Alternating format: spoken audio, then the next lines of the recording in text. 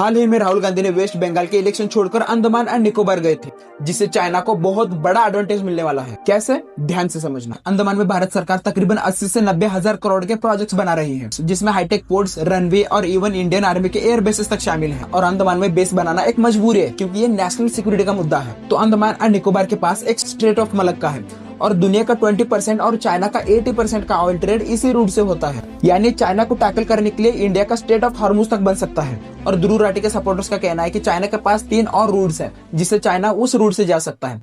तो देखिए, straight of Malacca के पास सबसे नजदीक रूट पड़ता है सुंदा स्ट्रेट, और सुंदा स्ट्रेट की डेप्थ है बस 20 मीटर्स, जो कि टू मच शालो है। और सबसे ज्यादा शॉकिंग बात है कि सुंदा के पास 2 एक्टिव वोल्केनो तक है। तो बाकी 2 की बात करें तो ये रूट बहुत लंबा होगा, ऑब्वियसली कॉस्ट भी बढ़ेगा, जो कि कोई भी कंट्री फॉलो नहीं करेगा। तो अगर अंडमान में ये सब प्रोजेक्ट्स बनते हैं तो इंडिया आराम से स्ट्रेट ऑफ मलक्का पर नजर रख सकता है, जिससे चाइना के शिप्स को ब्लॉक तक करा जा सकता है। तो अगर इंडिया वॉर के टाइम एक वार्निंग इशू करता है कि straight of Malacca is a war zone because it's all about national security, तो इंश्योरेंस कंपनी पीछे हटेंगी, जिससे ट्रेड रुक सकता है। तो इस प्रोजेक्ट्स के लिए अंडमान में पेड़ काटा जाएगा। नेशनल ग्रीन ट्रिब्यूनल कोर्ट ने इसे ऑलरेडी ग्रीन सिग्नल दे दिया है, यानी अब वहां पर पेड़ काटकर प्रोजेक्ट्स बनाए जा सकता है। तो अगर चाइना अक्साई पर अड़ा रहा तो इंडिया मलक्का को ब्लॉक करेगा।